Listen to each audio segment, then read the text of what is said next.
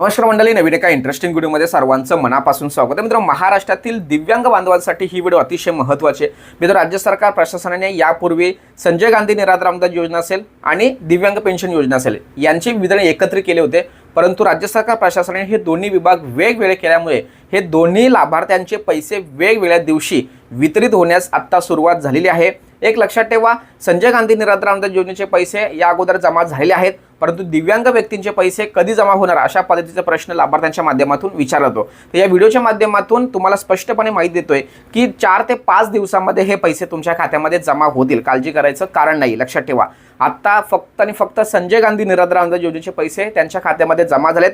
दिव्यांग व्यक्तींचे सुद्धा पैसे लवकरच जमा होतील. हे 2 ते 3 दिवसामध्ये 2-4 दिवसामध्ये हे पैसे तुमच्या खात्यामध्ये वितरित होतील. खूप काही उशीर लागणार नाही. लक्षात ठेवा, खूप काही वेळ लागणार नाहीये.